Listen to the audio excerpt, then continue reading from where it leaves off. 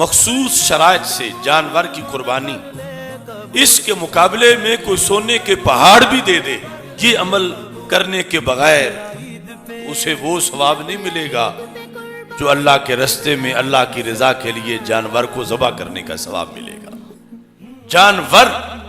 نکلا ہے، پیش کیا گیا ہے، تو اس کے کھروں کو بھی نیکی کے پلڑے میں تولا جا رہا ہے، اس کے سینگوں کو بھی، کہ تم سنت ابراہیمی علیہ السلام اور سنت محمدی علیہ السلام اور حکم الہی کو سامنے رکھتے ہوئے ریا سے پاک ہو کر مشروط وقت میں مشروط قسم کا جانور مشروط طریقے سے اللہ کے رستے میں پیش کرو گے۔ اس اراقت دم، خون بہانے کی اس عمل کی بنیاد پر رب تجھے سونے کے پہاڑ سے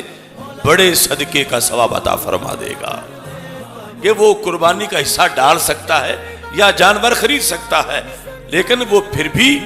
قربانی نہیں کرتا، تو رسول اکرم صلی اللہ علیہ وسلم نے یہ ارشاد فرما دیا، ہم مسلمانوں کی جو عیدگاہ ہے، ہماری جو مسجد ہے جہاں عید پڑھی جا رہی ہے، کہ وہ نہ آئے، میں اس سے ناراض ہوں۔ قربانی کرتے وقت درود و سلام پڑھنا، کتنے لوگ ہیں وہ کہیں گے یہ مسجد رضا مجتبیٰ والوں نے نیا درود متعارف کروا دیا ہے، پہلے تو جمعے کے بعد، اب یہ کہتے قربانی کرتے وقت، تو ہم نیا دین نہیں اصلی دین پرانے والا پیش کرتے ہیں۔ رب اشرح لی صدری ویسر لی امری واحلل عقدۃ من لسانی یفقہوا قولی۔ رضیت باللہ ربا وبالاسلام دینا وبمحمد صلی اللہ علیہ وسلم نبیا ورسولا۔ اللہ اکبر، اللہ اکبر، اللہ اکبر، لبیک لبیک لبیک یا رسول اللہ صلی اللہ علیہ وسلم۔ الحمدللہ وحدہ والصلاة والسلام على من لا نبی بعدہ وعلى آلہ واصحابہ الذین اوفوا عہدہ۔ اما بعد فاعوذ باللہ من الشیطان الرجیم۔ بسم اللہ الرحمن الرحیم۔ لن ینال اللہ لحومها ولا دماؤها ولكن يناله التقوى منكم۔ صدق اللہ العظیم وصدق رسوله النبی الکریم الامین۔ ان اللہ وملائکتہ یصلون علی النبی یا ایہا الذین آمنوا صلوا علیہ وسلموا تسلیما۔ الصلاة والسلام علیک یا سیدی یا رسول اللہ وعلى آلک واصحابک یا حبیب اللہ۔ الصلاة والسلام علیک یا سیدی یا خاتم النبیین وعلى آلک واصحابک یا سیدی یا خاتم المعصومین۔ مولاي صل وسلم دائما ابدا على حبيبك خير الخلق كلهم۔ هو الحبيب الذي ترجى شفاعته لكل هول من الأهوال مقتحم، منزه عن شريك في محاسنه فجوهر الحسن فيه غير منقسم۔ محمد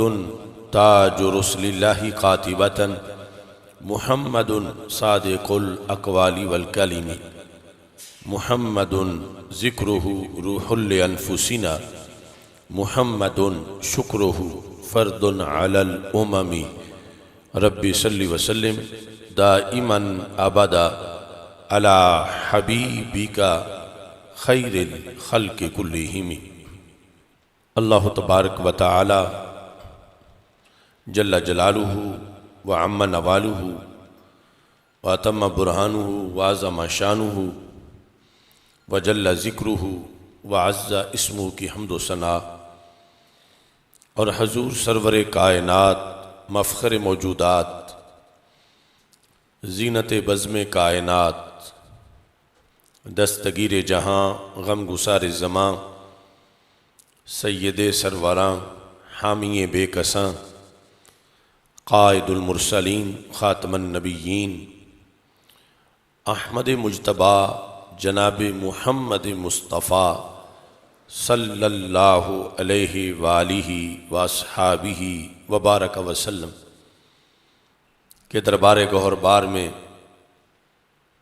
ہدیہ درود و سلام عرض کرنے کے بعد السلام علیکم ورحمۃ اللہ وبرکاتہ۔ رب ذوالجلال کے فضل اور توفیق سے مرکز صراط مستقیم گوجرانوالا جامع مسجد رضا مجتبیٰ میں جمعۃ المبارک کے موقع پر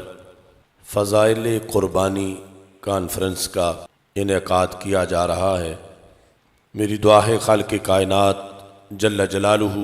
ہم سب کی یہ حاضری اپنے دربار میں قبول فرمائے، اور رب ذوالجلال جتنے لوگ بھی صاحب استطاعت ہیں سب کو قربانی کا عظیم عمل سر انجام دینے کی توفیق عطا فرمائے۔ خالق کائنات جل جلالہ نے دن رات میں، مہینوں میں اور سالانہ کچھ اعمال ہمارے لیے ایسے رکھے ہیں کہ جو ہمارے گناہوں کا کفارہ بنتے ہیں، جن سے نامہ اعمال کی سیاہی دور ہو جاتی ہے، اور رب ذوالجلال اس کے نتیجے میں بلندی درجات عطا فرماتا ہے۔ سال کے اندر مہینوں میں سے یہ وقت جو گزر رہا ہے، جو حج کے مہینے ہیں، ان کو خالق کائنات جل جلالہ نے ایک منفرد عظمت عطا فرمائی۔ بد نصیبی سے گزشتہ سال سے حج کا جو روحانی موسم ہے وہ متاثر ہو چکا ہے، ورنہ یہ ایام حج کورسز کے لحاظ سے، حج کی تیاریوں کے لحاظ سے، حاجیوں کی روانگی کے لحاظ سے، حرمین شریفین کے ذکر سے معطر ہوتے ہیں۔ پھر حجاج کرام کا وہاں پہنچنا اور اس کے بعد کی رونقیں، اور پھر ادائیگی کے بعد واپسی۔ اگرچہ ہر شخص حج پہ نہیں جاتا ہر سال میں، مگر جب ماحول میں سے ایک بڑی تعداد حاجیوں کی جاتی ہے اور آتی ہے تو اس سے سارا ماحول ہی پرنور ہو جاتا، اور پوری امت کا، یعنی ہر ملک سے جب اس طرح اجتماع منعقد ہوتا تھا تو اس سے اسلام کی قوت کا مظاہرہ ہوتا تھا اور عظمت اسلام۔ اور اتنی صدیوں کے گزر جانے کے باوجود پھر بھی کروڑوں لوگوں کا اسلام سے منسلک ہونا، وابستہ ہونا، مضبوط تعلق ہونا، اور لاکھوں کی وہاں پہ حاضری ہونا، اس کا اظہار ہوتا تھا، جس کا بدل، جس کی مثال کسی اور دین میں موجود نہیں ہے، اور نہ ہی اس کا کوئی توڑ تھا۔ مگر جو عالمی سازشیں ہیں، کرونا انہی سازشوں میں سے ایک سازش بنا کر لایا گیا، اور اس کا مرکز اسلام پر سب سے بڑھ کر حرمین شریفین پر اثر ہوا۔ وہاں پر مخصوص مسلط طبقے کی وجہ سے کہ حج کی رونقیں ماند پڑ گئیں، اور وہاں کی پابندیوں کی وجہ سے ہر ملک کے اندر، یعنی لوگوں کو شاید اب حافظے میں نہیں کہ یہ موسم کون سا ہے، کہ جب کہ ہر محلے سے حاجیوں کی تیاری ہوتی تھی تو ایک فکری حاضری تو سب کی ہوتی رہتی تھی۔ یوں تو ایک زائر بھی بدل دیتا ہے دل کا موسم،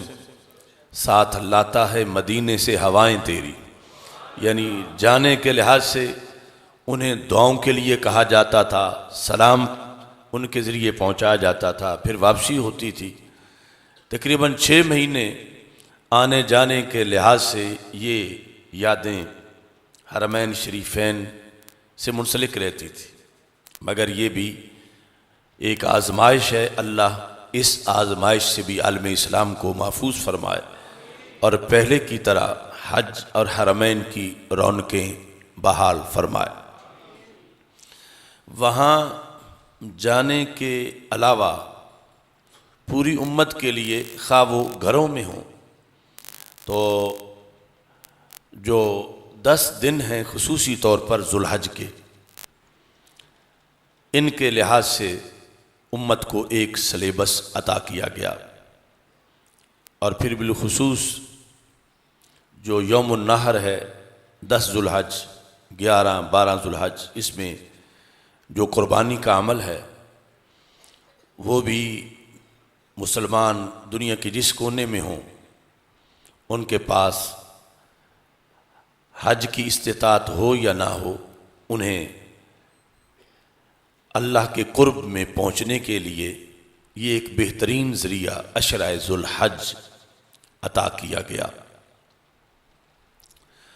حج اور قربانی کا بڑا گہرا تعلق ہے۔ قربانی کا فلسفہ یہ گزشتہ سے پیوستہ جو ہمارا جمعۃ المبارک تھا مرکز صراط مستقیم لاہور میں فلسفہ قربانی کانفرنس، اس کا اس میں انعقاد ہوا، اور قربانی کا فلسفہ، مقصد، حکمتیں، نتائج، ثمرات کو اس میں بیان کیا گیا۔ ایک تو آپ حضرات یہ بھی ذہن میں رکھیں کہ جمعے کے جو موضوعات اب چل رہے ہیں، جو آپ یہاں نہیں سنتے اور انہیں لاہور میں بیان کیا جاتا ہے، تو وہ لائیو بھی چلتے ہیں اور اس کے بعد نیٹ پر یا ہمارے چینل پر موجود ہوتے ہیں۔ تو اپنا تسلسل سبق کا قائم رکھنے کے لیے وہ موضوعات بھی آپ ضرور سنا کریں، چونکہ وہ پھر دہرائے نہیں جاتے۔ مثلا فلسفہ قربانی موضوع بیان ہو چکا ہے، تو اب فضائل قربانی کا موضوع ہے، وہاں والوں کو یہ سننا ہوگا اور یہاں والوں کو وہ سننا ہوگا۔ اور ویسے اللہ کا فضل ہے کہ پوری دنیا کے اندر آواز پہنچ رہی ہے، اور علماء، خطباء، عوام الناس استفادہ کر رہے ہیں۔ تو عشرہ ذوالحج اور پھر اس میں قربانی، نبی اکرم نور مجسم شفیع معظم صلی اللہ علیہ وسلم نے یہ جو 10 دن ذوالحج میں ہمیں ملیں گے، ان کے بارے میں آپ نے جو ارشاد فرمایا وہ حدیث شریف میں پہلے آپ کے سامنے پیش کر رہا ہوں کہ ان 10 دنوں کے آنے سے پہلے ہمیں شوق ہونا چاہیے کہ ایک سپیشل کوٹا ہمیں مل رہا ہے، ایک گولڈن ٹائم خصوصی طور پر ہمیں دیا جا رہا ہے کہ وہ فضیلت باقی دنوں کو نہیں جو رب نے ان 10 دنوں کو عطا فرمائی ہے۔ اور ان 10 دنوں کا جو سیزن ہے عمل صالح کا، وہ عام نہیں ملتا، وہ انہی کا خاصہ ہے کہ جس کے اندر اللہ نیکی کو کئی گنا بڑھاتا ہے اور اس امت کی بخشش کے سامان ان دنوں کے اندر فراہم کیے جاتے ہیں۔ رسول اکرم صلی اللہ علیہ وسلم کی یہ حدیث شریف، جس کو امام بخاری رحمۃ اللہ علیہ نے بھی روایت کیا کہ ہمارے آقا صلی اللہ علیہ وسلم سے حضرت عبداللہ بن عباس رضی اللہ تعالی عنہ روایت کرتے ہیں، ما من ایام العمل الصالح فیہن، کوئی بھی سال کے دنوں میں سے ایسے دن نہیں جو ذوالحج کے ان پہلے 10 دنوں جیسے ہوں، یعنی مسلسل 10 دن، ان 10 دنوں کے ہم پلہ پورے سال میں اور نہیں ہیں۔ کس لحاظ سے اور کس مقام سے؟ تو رسول اکرم صلی اللہ علیہ وسلم نے ارشاد فرمایا العمل الصالح فیہن احب الی اللہ من ہذہ الایام العشرہ، اللہ نیک کاموں سے پیار کرتا ہے، وہ 24 گھنٹے میں جس وقت بھی اعمال صالحہ کیے جائیں، جن دنوں میں بھی جن مہینوں میں بھی، مگر رسول پاک صلی اللہ علیہ وسلم فرماتے ہیں ان 10 دنوں میں اعمال صالحہ سے جتنا اللہ پیار کرتا ہے اتنا پیار اعمال صالحہ سے ان دنوں کے علاوہ نہیں کیا جاتا۔ مثلا نفل عام دنوں میں بھی پڑھیں تو اس کا بڑا ثواب ہے، مگر ذوالحج کے 10 دنوں میں نفلوں کا جو ثواب ہے وہ اور دنوں میں نہیں ملتا۔ کسی کے ساتھ بھلائی کرنا، صدقہ و خیرات کرنا ہمیشہ اس کا ثواب ہے، مگر ذوالحج کے 10 دنوں کے اندر جو یہ اعمال اللہ کے دربار میں محبوب ہوتے ہیں وہ انہی 10 دنوں کا خاصہ ہے۔ اور عمل کے محبوب ہونے کا مطلب یہ ہوتا ہے کہ عمل کرنے والا محبوب ہو جاتا ہے۔ مثلا نماز ہم ہمیشہ پنجگانہ پڑھتے ہیں تو پنجگانہ نماز سے بندہ رب کا پیارا بنتا ہے، لیکن اسی پنجگانہ نماز سے جو 10 حج کے 10 دنوں میں جو پڑھی جاتی ہے تو اس سے بندے کو اللہ کے دربار میں عام دنوں کے مقابلے میں زیادہ قرب میسر آتا ہے، اور ہر عمل اللہ کے دربار میں زیادہ پسند کیا جاتا ہے، ہر عمل صالح۔ جس وقت رسول اکرم صلی اللہ علیہ وسلم نے یہ ارشاد فرمایا، صحابہ نے سوال کیا، اور یہ جس طرح میں اکثر بتاتا رہتا ہوں کہ سوالات صحابہ رضی اللہ تعالی عنہم اس امت کے لیے بہت بڑا تحفہ اور ذخیرہ ہے۔ اگر وہ اس وقت جو سامنے موجود تھے وہ سوال نہ کرتے اور جواب دینے کی ضرورت نہ پڑتی تو امت قیامت تک کہاں سے جواب ڈھونڈتی؟ تو بر وقت صحابہ کے سوالات جو ہیں ہزاروں سوالات، اور ان میں سر فہرست 2 شخصیات کے سوالات بہت زیادہ ہیں تعداد میں حدیث شریف کے اندر، یعنی جن میں پھر سر فہرست سیدہ عائشہ صدیقہ رضی اللہ تعالی عنہا کے جو سوالات ہیں یعنی نہایت قیمتی، ضروری اور کثرت سے تھے، جو یعنی سوال کرنے کے لیے بھی علم درکار ہے کہ پہلے حدیث میں یہ پڑھا تھا محبوب، اب آپ نے یہ فرمایا، پہلے آیات میں یہ آ چکا ہے اب آپ نے یہ فرمایا، یعنی آپ کا فرمانا برحق ہے، لیکن یہ کس طرح ہم آپس میں تطبیق دیں گے؟ تو سوال کرنے کے لیے پہلا یاد ہونا ضروری ہے۔ اعتراض اور چیز ہے، وہ جہالت کی وجہ سے بھی کیا جا سکتا ہے، استفسار علم کی بنیاد پر۔ تو صحابہ رضی اللہ تعالی عنہم نے یہاں پر چونکہ جہاد کی بڑی فضیلت سنی ہوئی تھی کہ جہاد بڑا افضل عمل ہے، تو جب یہاں یہ پتہ چلا کہ ان دنوں کے اندر جو عام اعمال صالحہ ہیں جہاد کے علاوہ بھی گھر بیٹھے ہوئے تسبیح، تحلیل، درود و سلام، نفل، تہجد، نماز، تلاوت، کہ ان کا بڑا ہی زیادہ ثواب ہے، تو صحابہ کرام رضی اللہ تعالی عنہم نے پوچھا کہ یا رسول اللہ صلی اللہ علیہ وسلم، ان دنوں کے سوا جو اللہ کے راستے میں جہاد کیا جاتا ہے، کیا ان دنوں کا عمل صالح اس جہاد سے بھی بڑا ثواب رکھتا ہے کہ جس میں بندہ اپنی جان ہتھیلی پہ رکھ کے اسلام کو غالب کرنے کے لیے، کفر کو مٹانے کے لیے دشمن کے سامنے پہنچ گیا ہے؟ تو یہ 10 دن جو ذوالحج کے ہیں ان میں نفل پڑھنا تو آسان سی بات ہے، اور ان دنوں کے علاوہ جو میدان جہاد میں جہاد کر رہا ہے، موت کے منہ میں کھڑا ہے، وہ بڑا مشکل ہے۔ تو کیا اس جہاد سے بھی ان دنوں کے اعمال صالحہ زیادہ فضیلت رکھتے ہیں اس جہاد سے بھی۔ تو ہمارے آقا صلی اللہ علیہ وسلم نے فرمایا وَلَلْ جِهَادُ فِي سَبِيلِ اللَّهِ، ذوالحج کے 10 دنوں کے علاوہ دنوں کا جہاد، ذوالحج کے 10 دنوں کے عمل صالح کے ہم پلہ نہیں ہو سکتا۔ ایک تو یہ نا کہ یہ بھی ایک عمل صالح ہے اور پھر 10 دنوں کے اندر ہو، تو اب جہاد اور چیز ہے کہ وقت ذوالحج کے 10 دنوں کا ہے اور ساتھ جہاد بھی ہو رہا، تو اب تو یہ جہاد کو ذوالحج کی بھی برکت مل جائے گی۔ سوال یہ تھا کہ جہاد ذوالحج کے ان 10 دنوں کے علاوہ ہو اور دوسری طرف عمل صالح 10 دنوں کا ہے کوئی عمل صالح، تو اب تقابل میں کیا جہاد کی فضیلت زیادہ نہیں ہے؟ تو ہمارے آقا علیہ السلام نے فرمایا نہیں، ان 10 دنوں کے اندر جو عمل صالح کیا گیا وہ ان 10 دنوں کے علاوہ کے جہاد سے بھی بڑا مقام رکھتا ہے۔ ہم لوگ جنہیں جہاد کرنے کا کوئی وقت ہی نہیں مل رہا، جہاد بالسیف،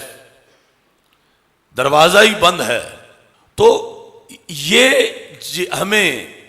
ان دنوں کو تو غنیمت سمجھنا چاہیے کہ جن میں جہاد سے بھی زیادہ ثواب ملتا ہے۔ تو نبی اکرم نور مجسم شفیع معظم صلی اللہ علیہ وسلم نے ارشاد فرمایا کہ ہاں ایک قسم کا جہاد جو ہے اس کا ثواب زیادہ ہو سکتا ہے ان دنوں کے نوافل اور اعمال صالحہ سے۔ ایک طرح کا جہاد جو ان دنوں کے علاوہ کیا گیا، کیسا؟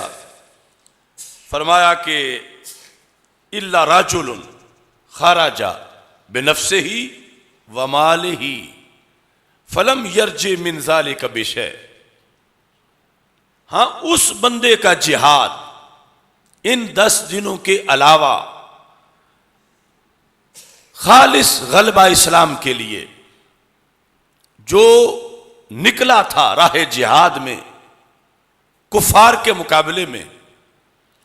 اپنا مال لے کر اور اپنی جان لے کر، مال مثلاً گھوڑا اور جو اسباب تھے، لیکن فرما لم یرجع من ذالک بشیء، جب واپس لوٹا یعنی نہ جان لے کے واپس گیا ہے نہ مال لے کے واپس گیا ہے، وہی شہید ہو گیا ہے، اس کے جہاد کی فضیلت تو ان دنوں کے اعمال صالحہ سے زیادہ ہے۔ مگر جو کافروں کو مار کے اگرچہ زخمی ہو کے مصیبتیں برداشت کر کے واپس گھر صحیح سلامت یعنی جان کے لحاظ سے پہنچ گیا، اس سے ان دنوں کے اعمال صالحہ زیادہ فضیلت رکھتے ہیں۔ اور پھر ان دنوں میں جو 10 ذوالحج ہے اس کے اندر مخصوص شرائط سے جانور کی قربانی، اس کے مقابلے میں کوئی سونے کے پہاڑ بھی دے دے، یہ عمل کرنے کے بغیر تو اسے وہ ثواب نہیں ملے گا جو اللہ کے رستے میں اللہ کی رضا کے لیے جانور کو ذبح کرنے کا ثواب ملے گا۔ تو اس بنیاد پر یعنی قربانی کا عمل بھی امت مسلمہ کو ایک اس لیول میں دیا گیا جس طرح وہاں لیلۃ القدر خیر من الف شہر کہ تمنا تھی کہ کاش کہ 1000 سال کی زندگی ہو تو ہم 1000 سال عبادت کریں، تو اللہ نے یہ انعام دیا اس امت کو کہ تم لیلۃ القدر اگر پالو تو ایک رات کی بندگی 1000 مہینے سے بہتر ہے۔ تو ایسے ہی جب ایک جذبہ ہے کسی کے دل میں اللہ کے راستے میں خرچ کرنے کا اور کہتا ہے کاش کہ ایک پہاڑ سونے کا ہوتا تو میں پہاڑ سونے کا اللہ کے راستے میں خرچ کر دیتا، تو ہماری شریعت میں ہمیں یہ تحفہ دیا گیا کہ تم سنت ابراہیمی علیہ السلام اور سنت محمدی علیہ السلام اور حکم الہی کو سامنے رکھتے ہوئے ریا سے پاک ہو کر مشروط وقت میں مشروط قسم کا جانور مشروط طریقے سے اللہ کے رستے میں پیش کرو گے، اس اراقت دم خون بہانے کی اس عمل کی بنیاد پر رب تجھے سونے کے پہاڑ سے بڑے صدقے کا ثواب عطا فرما دے گا۔ عقل شریعت کے تابع ہے، یعنی آج سے کچھ وقت پہلے پرویز نے ایک فتنہ کھڑا کیا تھا قربانی کے خلاف، اور پھر اب کئی لبرل لوگ ایسی باتیں کرتے ہیں کہ اگر اس دن قربانی کے علاوہ اگر یہ کر لیا جائے، 1000 لوگوں کو آٹے کے تھیلے لے دیے جائیں، اگر یہ کر لیا جائے، اگر وہ کر لیا جائے۔ نماز فجر کی 2 سنتیں ہیں، اور اگر کوئی کہے کہ چونکہ 2 سنتوں میں تو 2 قیام ہیں، 4 سجدے ہیں، میں 20 سنتیں پڑھتا ہوں، زیادہ سجدے ہوں گے، عقل کہہ رہی ہے زیادہ رکوع ہوں گے، زیادہ قیام ہوں گے، بدن زیادہ تھکے گا اللہ کی بندگی میں، تو میں 20 سنتیں پڑھ لیتا ہوں۔ تو شریعت کہے گی اگر 20 پڑھو گے تو مردود ہیں، 2 پڑھو گے تو مقبول ہیں۔ اب عقل تو کہتی ہے کہ جب محنت زیادہ کر رہے ہیں تو ہمیں ایسا کرنا چاہیے۔ شریعت کہتی ہے کہ عمل کی جو ویلیو بنتی ہے وہ محبوبوں کی اداؤں سے بنتی ہے۔ 2 سنتیں پڑھنا حضرت محمد مصطفیٰ صلی اللہ علیہ وسلم کی سنت کی مہر اس پہ لگی ہوئی ہے، اور پڑھو گے تو وہ تمہارا اپنا طریقہ ہے۔ تو اللہ کے دربار میں محبوبوں کی اداؤں کی ویلیو پہلے ہوتی ہے۔ تو اس بنیاد پر اگرچہ مطلقاً صدقہ و خیرات بڑی اچھی چیز ہے، لیکن اس کے بدلے میں اس کی وہ ویلیو نہیں جو اس کی ہے، کیونکہ یہاں سنت ابراہیمی بھی ہے، سنت محمدی بھی ہے علیہ الصلاۃ والسلام۔ تو اس بنیاد پر عقل قرباں کن بپیش مصطفیٰ صلی اللہ علیہ وسلم، یہ اللہ کی مرضی ہے اور اللہ کے رسول صلی اللہ علیہ وسلم کی مرضی ہے کہ اس کے ذریعے سے وہ انسان کو کتنا نوازنا چاہتے ہیں، اور ہر بندہ جو قربانی کی حیثیت رکھتا ہے وہ سونے کے پہاڑ کی حیثیت نہیں رکھتا۔ تو خالق کائنات نے اس ذریعے سے بھی امت کو نوازا ہے کہ یہ کام کرنے کو چھوٹا سا ہوگا، لیکن اس کا جو رزلٹ اور انعام ہے قیامت کے دن وہ بہت زیادہ ہوگا۔ اس بنیاد پر سید عالم نور مجسم شفیع معظم صلی اللہ علیہ وسلم نے دیگر احادیث کے اندر اس عمل کی فضیلت کو بیان کیا۔ امام بہقی نے سنن کبریٰ کے اندر اس حدیث کو ذکر کیا، حدیث نمبر 19553 ہے۔ میرے آقا صلی اللہ علیہ وسلم ارشاد فرماتے ہیں، ما انفقت الورق فی شیء، ورق کہتے ہیں چاندی کو،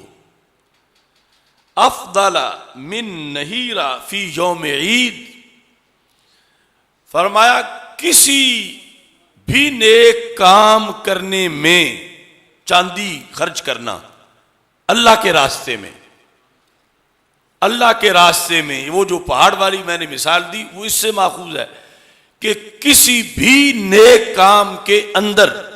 چاندی یا سونا کوئی چیز خرچ کرنے سے بندے کو اتنا ثواب نہیں ملتا جتنا ثواب کچھ چاندی خرچ کر کے یا کچھ پیسے خرچ کر کے قربانی کا جانور خریدنے میں ملتا ہے۔ من نہیرات یوم عید، عید یوم النحر کے دن، یعنی جو ایام ہیں قربانی کے، ان کے اندر قربانی میں جو پیسہ خرچ ہوا، یعنی ایک طرف مثلا لوگوں کی ضرورت کے لیے ایک پل بنایا جا رہا ہے جس میں اس بندے نے 5 کروڑ دے کر وہ پل بنا دیا، اور بہت بڑا فائدہ ہے، بہت بڑا خرچہ ہے، لیکن دوسری طرف جو ہے اس نے مثال کے طور پر 30,000 کا ایک جانور، ایک بکرا قربانی کے لیے خریدا، قربانی دی، تو رسول پاک صلی اللہ علیہ وسلم فرماتے ہیں یہ جو پیسہ اس مقصد کے لیے لگا، ان 5 کروڑوں سے اتنا اللہ کے دربار میں اس بندے کو مقام نہیں ملا جتنا ان 30,000 کی قربانی سے اسے مل گیا ہے۔ یہ صاحب شریعت جانتے ہیں کہ اللہ کے دربار میں ریٹ کیا ہے، اللہ کے دربار میں ویلیو کس چیز کی ہے، کس دن کون سا کام اللہ کو زیادہ پسند ہے۔ 8 ذوالحج ہو یا 15 ذوالحج ہو یا کوئی اور مہینہ ہو، یہ قربانی والا موقع نہ ہو تو پھر تو وہی قانون ہے کہ جس نے 5 کروڑ لگائے اس کو زیادہ ثواب ملے گا، جس نے 30,000 دیے کسی نیکی کے کام میں اسے تھوڑا ملے گا۔ مگر یہ جو مخصوص اوقات شریعت نے معین کر دیے، یہاں اسی قانون کے مطابق کہ اس کی مرضی ہے وہ جس طرح خوش ہو، تو اس دن وہ اس کام میں زیادہ خوش ہوتا ہے قربانی کے عمل سے۔ اس بنیاد پر نبی اکرم نور مجسم شفیع معظم صلی اللہ علیہ وسلم نے اس کا زیادہ اجر امت مسلمہ کے لیے بیان کیا۔ اور دوسری طرف رسول اکرم صلی اللہ علیہ وسلم نے جو بندہ وسعت رکھنے کے باوجود یہ کام نہیں کرتا، قربانی کا جو نصاب ہے شرعی طور پر ہمارے معاشرے میں اندازاً یعنی 90% لوگ ایسے ہیں کہ جن پہ قربانی واجب ہے، یعنی سنت تو کہتے ہیں کہ سنت سے ثابت ہے، لیکن اس کا درجہ واجب کا ہے، اور ترک پر گناہ واجب کے ترک کا ہے۔ اور نصاب کے لحاظ سے یعنی فرضیت زکوٰۃ سے پہلے بعض وجوہ میں اس کا نصاب پایا جاتا ہے۔ ہمارا جو رسالہ ہے زکوٰۃ کے مسئلے پر اس میں بھی اس کی وضاحت کی ہے، یعنی صدقہ فطر اور قربانی یہ دونوں نصاب آپس میں ایک جیسے ہیں، یعنی جس طرح رمضان میں صدقہ فطر لازم ہوتا ہے تو جن جن لوگوں پہ صدقہ فطر لازم ہے ان لوگوں پہ قربانی بھی لازم ہے کہ وہ اپنی طرف سے اپنے اہل و عیال جو نابالغ ان کے کفالت کے اندر ہیں ان کی طرف سے یعنی ہر گھر کا سربراہ جو ہے وہ قربانی دے۔ تو یہاں پر اگر اس نے قربانی نہیں دی، نبی اکرم نور مجسم شفیع معظم صلی اللہ علیہ وسلم نے اس قدر ناراضگی کا اظہار کیا۔ ہمارے آقا صلی اللہ علیہ وسلم نے فرمایا من وجد سعہ، جس نے وسعت پائی، وسعت پائی کا مطلب یہ ہے کہ وہ صاحب نصاب تھا، خوشحال تھا۔ وسعت کس چیز کی؟ لئن یضحی، کہ قربانی کر سکے، اتنے پیسے تھے اس کے پاس، فلم یضحی، لیکن اس نے نہیں کی، تو رسول اکرم صلی اللہ علیہ وسلم اتنا ناراض فرمایا فلا یحضرن مصلانا، وہ ہماری عیدگاہ میں نماز پڑھنے نہ آئے۔ یعنی جو ساری کائنات کو مسجد بلانے آئے ہیں، اس بندے سے، اس امتی سے، ظاہر ہے کہ یہ نصاب ہندو سکھ کا نہیں، مومن کا ہے کہ کلمہ گو ہے اور اتنا اس پہ رب کا فضل ہے کہ وہ قربانی کا حصہ ڈال سکتا ہے یا جانور خرید سکتا ہے، لیکن وہ پھر بھی قربانی نہیں کرتا۔ تو رسول اکرم صلی اللہ علیہ وسلم نے یہ ارشاد فرما دیا کہ وہ فلا یحضرن مصلانا، ہم مسلمانوں کی جو عیدگاہ ہے، ہماری جو مسجد ہے جہاں عید پڑھی جا رہی ہے، ہمارے آقا صلی اللہ علیہ وسلم نے ارشاد فرمایا کہ وہ نہ آئے، میں اس سے ناراض ہوں۔ اب اتنی ناراضگی کس کا جگرا ہے کہ امت میں وہ برداشت کر سکے کہ وہ سرکار اتنے لفظ فرما دیں اور پھر بھی اس کی کوئی حیثیت بچے پیچھے؟ تو اس بنیاد پر قربانی کی اہمیت اور اس کے اندر جو ثواب ہے کہ خالق کائنات جل جلالہ ان الدم لیقع من اللہ بمکان قبل ان یقع الارض، زمین پر خون ٹپکنے سے پہلے اللہ کے دربار میں پہلے قبول ہو جاتا ہے۔ اور ساتھ ہی رسول اکرم نور مجسم شفیع معظم صلی اللہ علیہ وسلم نے قربانی کے جانور کی اس جہت کو بھی بیان کیا۔ ہمارے آقا صلی اللہ علیہ وسلم نے اما انہو یجاؤ بلحمہا ودمہا تودع فی میزانک 70 ضعفا، فرمایا یہ اس کا گوشت یہ کل تمہارے نامہ اعمال کے پلڑے میں ہوگا، تمہارے ترازو میں نیکیوں کی جانب اس کا گوشت۔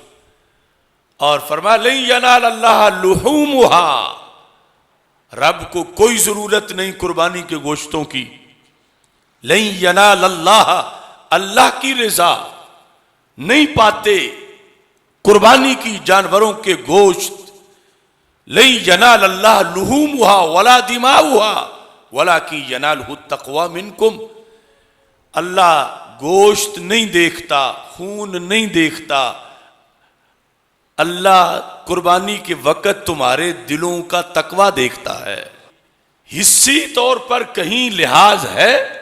کہیں نہیں، قربانی دیتے وقت دل کی کیفیت نہیں دیکھتا کا مطلب یہ نہیں کہ اس سے کوئی چیز چھپ سکتی ہے، اس سے تو چھپ ہی کچھ نہیں سکتا، یعنی جب قربانی دی جا رہی ہے رب جانور سے پیار نہیں کر رہا، قربانی دینے والے سے پیار کر رہا ہے، یعنی اس کی کیفیت دیکھ رہا۔ عام قربانی دینے والے کے سامنے تو جانور ہے، اسے ذبح کر کے بتا رہا ہے میرا اس سے پیار نہیں، میرا میرے مولا سے پیار ہے جس کے لیے میں نے پیارا جانور ذبح کر دیا۔ اور اللہ اس کے دل کو دیکھ رہا ہے کہ اس کے دل کے اندر تقوی کتنا ہے، اس کے باوجود خون ہو، گوشت ہو، سینگ ہو قربانی کے جانور کے، یہ اس شریعت کا انوکھا انداز ہے کہ مقدس جسے چاہے بنا دے، بھیڑ، بکری، اونٹ، گائے، کیسی تقدیس پہنچی کہ قیامت کے دن ایک طرف تو پلڑے میں،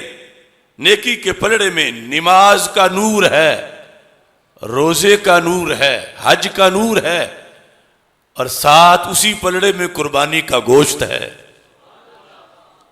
اسی پلڑے میں قربانی کے جانور کے سینگ ہیں۔ جہاں نماز کے نور کا ایک وزن ہے وہاں قربانی کے گوشت کا بھی وزن ہے، جہاں سے نماز اس کو پاس کرائے گی کہ دوسری طرف والا پلڑا جو ہے اس پر نیکی والا پلڑا بھاری ہو گیا ہے، ایسے ہی قربانی کا گوشت بھی کردار ادا کرے گا۔ ہمارے آقا صلی اللہ علیہ وسلم نے فرمایا اما انہو یجاؤ، قربانی کو لایا جائے گا، کیسے؟ بلحمہا، اپنے گوشت کے ساتھ، ودمہا، اپنے خون کے ساتھ، تودع فی میزانک، تمہارے پلڑے میں اس کو رکھ دیا جائے گا۔ پلڑے سے مراد جو نیکی کا پلڑا ہے، یہ پتہ ہے سرکار کسے فرما رہے ہیں؟ وہ ذات طیبہ طاہرہ عابدہ صالحہ مفسرہ محدثہ سیدہ فاطمۃ الزہراء رضی اللہ تعالی عنہا، قربانی کے موقع پر سرکار انہیں فرما رہے تھے کہ فاطمہ رضی اللہ تعالیٰ عنہ کے اٹھو دیکھو اپنی قربانی کو، اور دیکھو قربانی کے جانور کی گردن سے خون ٹپکنے کو۔ اس کا پہلا حصہ حدیث کا ہم پہلے موضوع میں بیان کر چکے ہیں، ابھی وقت مختصر، اگلا حصہ فرمایا یہ جو جانور ہے آپ کے اے سیدہ فاطمہ، آپ کے نامہ اعمال میں فی میزان کے، کاف ضمیر مجرور مخاطب کی ہے مؤنث ہونے کی وجہ سے. فی میزان کے، کوئی صحابی ہوتے تو سرکار فرماتے فی میزان کا،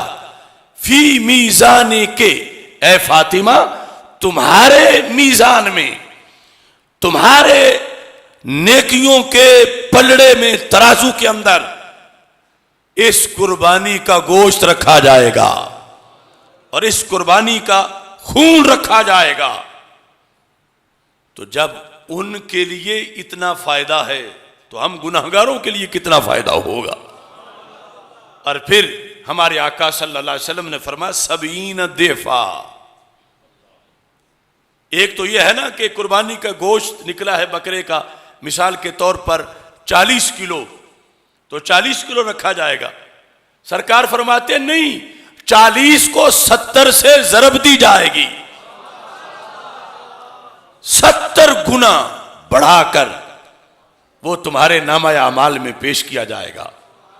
اور ساتھ خون جو اس کا نکلا ہے وہ پیش کیا جائے گا. اور دوسری حدیث شریف میں کھر جو ہے قربانی کے جانور کے، ان کا بھی ذکر کیا، سینگوں کا بھی ذکر کیا. دیکھو اللہ کے رستے میں جانور نکلا ہے، پیش کیا گیا ہے، تو اس کے کھروں کو بھی نیکی کے پلڑے میں تولا جا رہا ہے، اس کے سینگوں کو بھی. اور نبی اکرم نور مجسم شفیع معظم صلی اللہ علیہ وسلم نے اس کے ساتھ یہ بھی ارشاد فرمایا جو حضرت مولا علی رضی اللہ تعالی عنہ سے روایت ہے، طبرانی نے موجم اوسط میں اس کو ذکر کیا ہے کہ رسول اکرم صلی اللہ علیہ وسلم نے ارشاد فرمایا یا ایھا الناس، اے لوگو، یعنی جو سامنے بیٹھے تھے صحابہ رضی اللہ تعالیٰ عنہم، اور قیامت تک ہم بھی، ہمارے بعد والے بھی، ہم سے پہلے مسلمان بھی، سرکار فرماتے ہیں اے لوگو ضحوا، قربانی دو، واحتسبوا بدمائها، اور قربانی کے جانوروں کے خون کو ذخیرہ ثواب سمجھو. یعنی اگر دل کا عقیدہ نہیں ہے، یہ غفلت ہے، تو وہ قربانی کر بھی دی تو اس کا وہ فائدہ نہیں جو اس نظریے کے ساتھ فائدہ ہے کہ واحتسبوا، اسے باعث اجر جانو، اسے باعث ثواب جانو. یہ نہیں کہ کہو کہ افسوس ہے کہ ایک جان چلی گئی، اسے باعث ثواب جانو. تو پھر ہمارے آقا صلی اللہ علیہ وسلم نے فرمایا طیبۃ نفسہ، اسے باعث ثواب جانو. فإن الدم وإن وقع في الأرض فإنه يقع في حرز الله عز وجل. عام بندہ سمجھتا ہے کہ خون زمین پہ پڑا، زمین جذب کر گئی، اڑ گیا، اب کہاں ملے گا؟ تو سرکار دو عالم صلی اللہ علیہ وسلم فرماتے ہیں فَإِنَّهُ يَقَعُ فِي حِرْزِ اللَّهِ، یہ اللہ کی حفاظت میں چلا گیا ہے، یہ ضائع نہیں ہوگا، یہ گم نہیں ہوگا. فی حرز اللہ، اللہ کی حفاظت میں ہے. اور ساتھ فرمایا کہ یہ ساری کیفیت ہے من ضحی طیبۃ نفسہ، جس نے قربانی دی خوش دلی کے ساتھ. یہ ساتھ شرط ہے،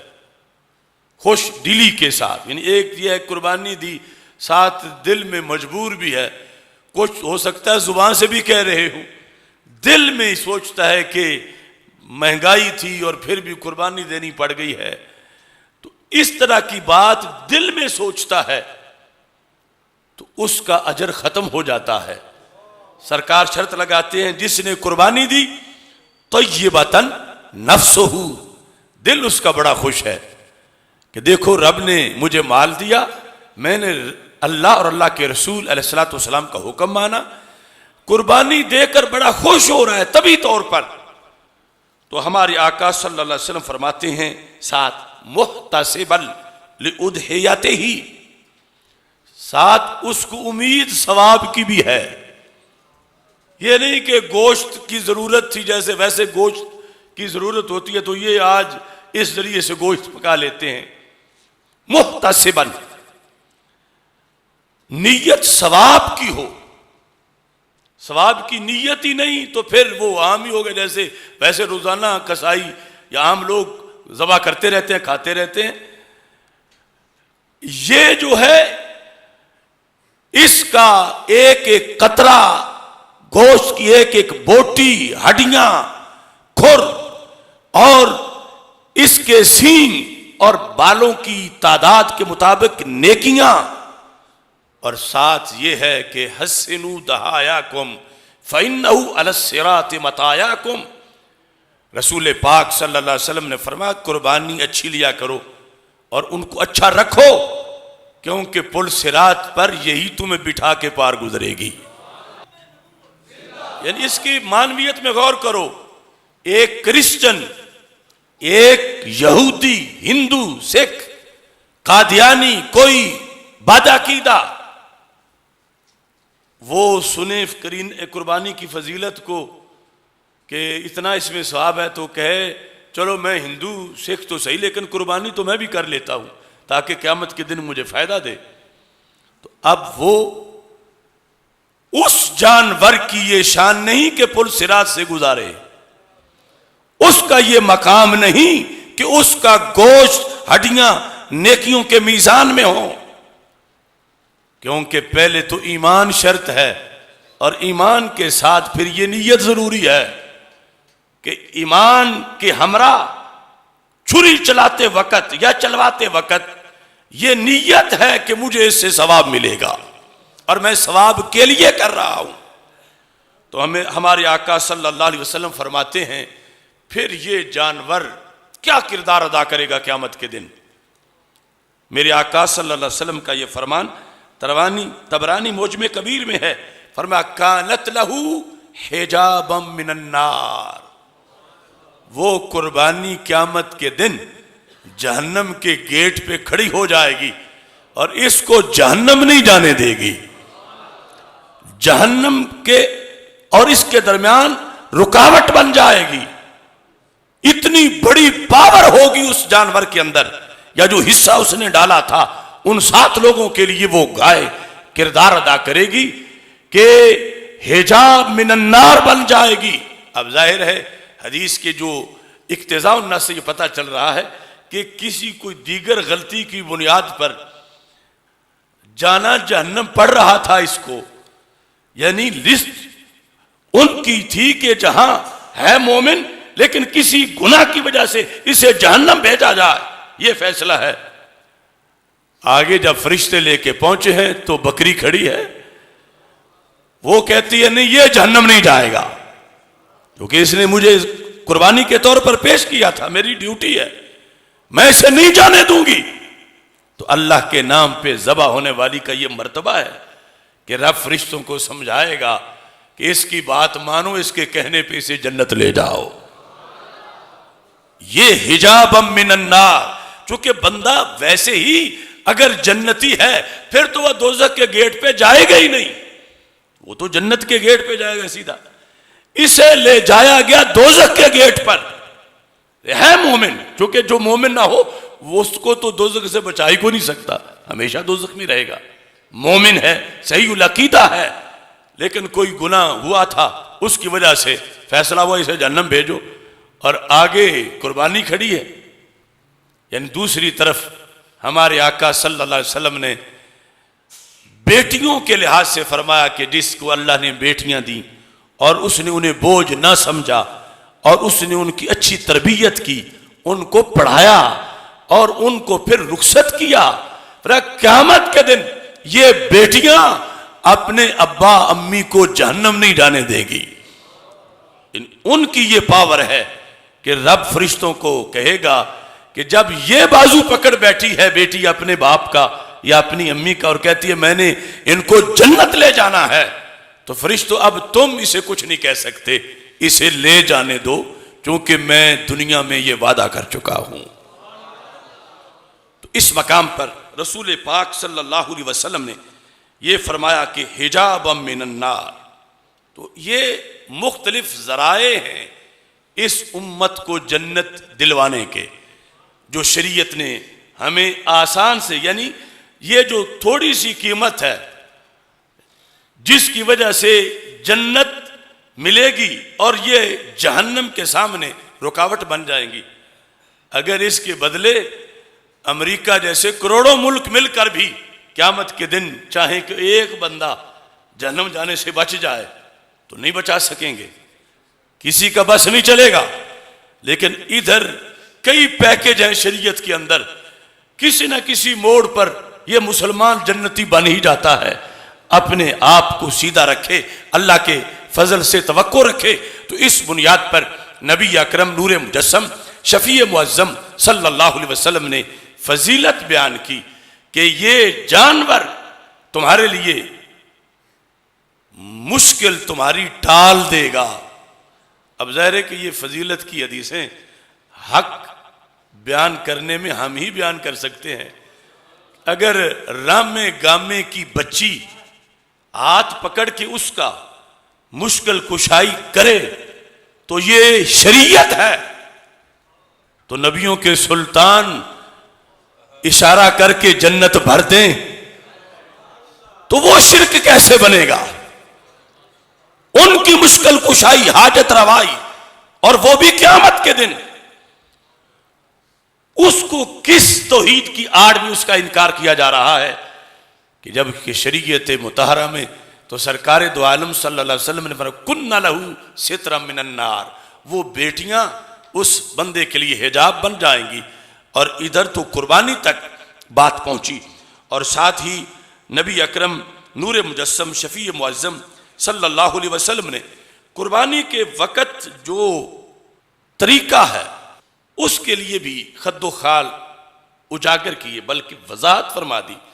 اب اس وقت وہ ساری احادیث ذکر کرنے کا وقت نہیں، لیکن ایک حدیث میں ذکر کر کے اپنی بات کو سمیٹتا ہوں، اور وہ صرف قربانی کے مسئلے میں نہیں، وہ ساری سنیت اور بریلویت کی ویسے عقیدے میں بھی دلیل ہے۔ ہم درود پڑھتے ہیں اذان سے پہلے، اذان کے بعد جمعہ ہو جاتا ہے سلام پڑھتے ہیں، کوئی بھی اچھا کام ہے پہلے درود پڑھ رہے ہیں، بعد میں درود پڑھ رہے ہیں، اور ایک طبقہ ہے وہ لٹھ اٹھا کے کھڑا ہے، اس ٹائم کیوں پڑھا، یہ کیوں کیا، اتنا کیوں پڑھا، اس وقت کیوں پڑھا، وہ اس چیکنگ پہ لگے ہوئے ہیں، روکتے ہیں۔ سنن کبریٰ جو بہقی کی 14ویں جلد ہے، اس میں باب ہے،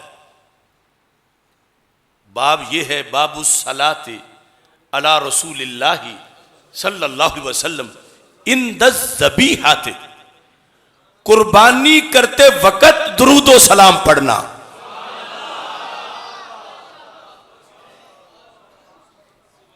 قربانی کرتے وقت درود و سلام پڑھنا۔ اب کتنے لوگ ہیں وہ کہیں گے یہ مسجد رضا مجتبیٰ والوں نے نیا درود متعارف کروا دیا ہے، پہلے تو جمعے کے بعد، اب یہ کہتے قربانی کرتے وقت، تو ہم نیا دین نہیں اصلی دین پرانے والا پیش کرتے ہیں، اصلی دین، اور یہ اللہ کی توفیق سے ملتا ہے، اور اس بات کو آپ نے پھیلانا بھی ہے۔ حدیث نمبر 19712 میں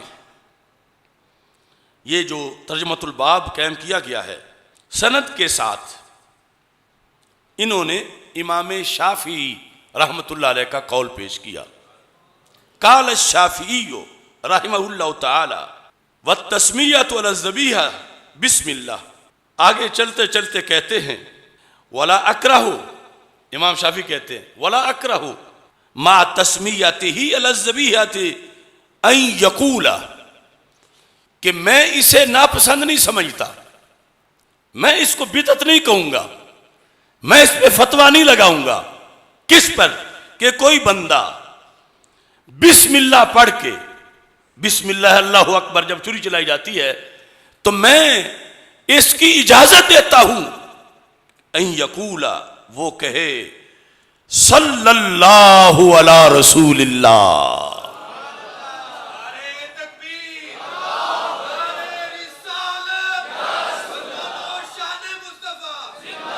صلی اللہ علی رسول اللہ، کہ اللہ درود بھیجے اپنے رسول صلی اللہ علیہ وسلم پر. پہلے تو یہ کہا کہ میں اسے مکروہ نہیں سمجھتا، اب گفتگو میں ترقی کی، کہتے ہیں بل احبہ لہ، بلکہ میں تو اسے محبوب سمجھتا ہوں. اب ان لوگوں کے پیچھے کیا نسب ہے جو ہمیں کہتے ہیں اذان سے پہلے نہ پڑھو، جمعے کے بعد نہ پڑھو. امام شافعی کہتے ہیں اگر صلو علیہ وسلم تسلیما مطلقاً وہ آیت سامنے رکھو یا حدیث سامنے رکھو تو پھر قربانی کرتے وقت بھی درود پڑھنا صرف جائز ہی نہیں بلکہ محبوب عمل ہے. دنیا نے اپنے آپ کو بدلا گھڑی گھڑی، ایک ہم اہل عشق ہیں، جہاں تھے وہیں رہے. یعنی بھٹکے وہ جو بدعت کہہ رہے ہیں، پھسلے وہ جو بدعت کہہ رہے ہیں، اور ہم اسی رستے پہ ہیں. اتنے بڑے بڑے اماموں نے، اب ظاہر ہے کہ امام شافعی بدعت کا حکم تو نہیں دے سکتے اور اپنی طرف سے شریعت گھڑ بھی نہیں سکتے، تو پھر پڑھ سکتے ہیں اس پڑھی ہوئی شریعت سے. وہ کہہ رہے ہیں کہ دنیا کو بتاؤ کہ جب جانور پہ چھری چلانے لگیں کہ جب خون نکلے گا عمل قبول ہوں گے، گناہ بخشے جائیں گے، تو اس وقت درود بھی اس محبوب پہ پڑھو جو پہلے ہی پوری امت کی طرف قربانی دے کے گئے ہیں. کیونکہ ہمارے آقا صلی اللہ علیہ وسلم نے جب چھری چلائی تو فرمایا اللہم تقبل منی وامن تقبل انی وامن لم یضحی من امتی، قیامت تک میری امت میں سے جو کسی وجہ سے، یعنی منکر نہیں ہوگا لیکن کسی عارضے کی وجہ سے جو قربانی نہ کر سکا، رب یہ اس کی طرف سے میں کر رہا ہوں. تو یہ موقع تو ہے نا کہ سرکار کا احسان ہے. یعنی موقع ہر گھڑی ہجون پہاڑی سے ام المومنین گزر رہی تھیں تو درود پڑھنا شروع ہو گئیں. ام المومنین سیاستہ میں ہے تو پوچھا گیا یہاں کون سا مقام ہے درود پڑھنے کا؟ کہا مجھے یاد آیا ہے کہ یہاں ہم رسول پاک صلی اللہ علیہ وسلم کے ہمراہ حج کے موقع پہ بیٹھے تھے، تو جب وہ پہاڑی نظر آئے جہاں کبھی بیٹھے تھے تو پھر بھی درود پڑھو. تو ذرا پہاڑی سے تصور آتا ہے تو کیا اذان سے تصور نہیں آتا کہ یہ اذان پڑھائی کس نے ہے، یہ تحفہ دیا کس نے ہے؟ اور آج پابندیاں لگانے والے ان کے پاس میرٹ کیا ہے؟ ہوتے کون ہیں پابندی لگائیں؟ شریعت نے، اللہ نے، رسول پاک صلی اللہ علیہ وسلم نے یہاں پر کوئی پابندی نہیں لگائی، نہ زمان کی، نہ مکان کی، نہ زبان کی. یعنی جو وقت ہو، جو علاقہ ہو، جو بھی لینگویج ہو تمہاری، اسی میں ہی اپنی محبت کا اظہار کر سکتے ہو. تو یہاں پر ہمارے آقا صلی اللہ علیہ وسلم نے یہ جو امام بخاری امام شافعی کا استدلال ہے، وہ کہتے ہیں سارے لفظ کہنے لگے پہلے تو ولا اکرہ ما تسمیتہ علی الذبیحۃ ان یقول صلی اللہ علی رسول اللہ بل احبہ لہ، میں تو یہ فتویٰ دیتا ہوں کہ مومن کے لیے یہ مستحب ہے کہ وہ یہ پڑھے. اور پھر کہتے ہیں وَأَحَبُّ إِلَيَّ أَن يُكْثِرَ الصَّلَاةَ عَلَيْهِ، کہتے ہیں مجھ شافعی کے نزدیک تو یہ بھی پسندیدہ ہے کہ چھری چلنے کے بعد گوشت بنایا جا رہا ہو تو پھر بھی پڑھتا رہے، گوشت بانٹا جا رہا ہو تو پھر بھی پڑھتا رہے، وہ صلاۃ کی کثرت کرے. کس انداز میں؟ کہتے ہیں دلیل کیا ہے کہتے ہیں فصلی اللہ علیہ فی کل الحالات، جب رب آپ پہ ہر حالت میں صلوات بھیجتا ہے، صلی اللہ علیہ فی کل الحالات لأن ذکر اللہ والصلاۃ علیہ ایمان باللہ۔ امام شافعی کہنے لگے اللہ کا ذکر کرنا، وہ جو چھری چلاتے وقت بسم اللہ کہا ہے، والصلاۃ علیہ رسول پاک صلی اللہ علیہ وسلم پہ درود پڑھنا، اسے ہم کیا سٹیٹس دیں، کیا عمل ہے یہ، اسے کیا کہیں؟ تو امام شافعی کہتے ہیں اس کا نام ہے ایمان باللہ۔ یہ ایمان ہے اللہ پر، یوں کرنا یہ ایمان ہے، بدعت نہیں، ایمان ہے، یہ ایمان ہے۔ اور ساتھ وَعِبَادَةً لَهُ، یہ عبادت ہے۔ اس وقت بھی درود پڑھنا یہ عبادت ہے۔ یعنی یہ سارے لفظ میرے نہیں یا امام احمد رضا بریلوی رحمت اللہ علیہ کے نہیں، یہ ائمہ اربعہ میں سے جو سید امام ہیں، ایک امام چاروں میں سے سید امام شافعی، ان کا قول ہے کہ کوئی غیر مقلد وہابی یہ جرت نہیں کر سکتا کہ ان کو بھی بدعتی قرار دے۔ تو وہ یہ کہہ رہے ہیں کہ درود پڑھو گے ایک تو مستحب ہے، پھر یہ ایمان ہے، پھر یہ عبادت ہے، اور چوتھے نمبر پر کہتے ہیں وَيُؤْجَرُ عَلَيْهَا إِن شَاءَ اللَّهُ مَنْ قَالَهَا، جس نے یہ پڑھا کہتے ہیں رب کے فضل سے امید ہے اسے اجر ملے گا۔ تو یہ قربانی کے عمل کے موقع پر درود و سلام، اس کا بھی اہتمام ہونا چاہیے اور احیاء ہونا چاہیے، اور یہ نیا مسئلہ نہیں، پرانے دین سے۔ یہ میں حوالہ اس کا سنن کبریٰ امام بہقی کی، اس کی جلد نمبر 14 صفحہ نمبر 223 سے یہ حوالہ پیش کر رہا ہوں۔ رب ذوالجلال ہم سب کو عمل کی توفیق عطا فرمائے۔ انشاءاللہ 3 جولائی کو اس عہد کا بڑا منفرد سیمینار مرکز صراط مستقیم لاہور میں ہو رہا ہے، اس کا نام ہے رؤیت ہلال سیمینار۔ ہلال نئے چاند کو کہتے ہیں، رؤیت ہے دیکھنا۔ اس پر ہماری شریعت کے قانون ہیں، ضابطے ہیں۔ چاند دیکھنے پر فرض کا مدار ہے، چاند کی غلطی کی بنیاد پر حرام کا ارتکاب ہو سکتا ہے، جس طرح کہ یہ ابھی عید الفطر کے معاملہ میں آپ نے دیکھا۔ اور امت آہستہ آہستہ بھولتی جا رہی ہے کہ یہ بھی کوئی چیپٹر ہے شریعت کا، اس کے بھی کوئی اصول ہیں، اس کے بھی کوئی ضابطے ہیں،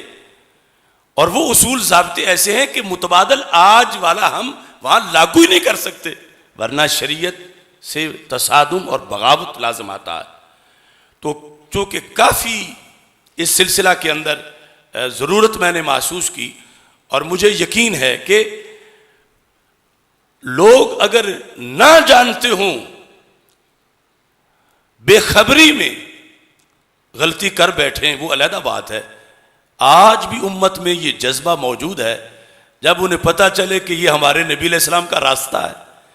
یہ سنت طریقہ ہے، یہ ہمارا دین ہے، تو آج بھی اکثریت لوگوں کی جب مسئلہ کا پتہ چل جائے تو اس پہ ڈٹ جاتے ہیں، اس پہ اوروں کو بھی قائل کرتے ہیں۔ تو یہ ہماری کتابیں 14 صدیوں کی ایسے امور سے، احادیث سے، آیات، فقہا کے قوانین سے بھری ہوئی ہیں، تو یہ بہت میں نے کمی محسوس کی۔ تو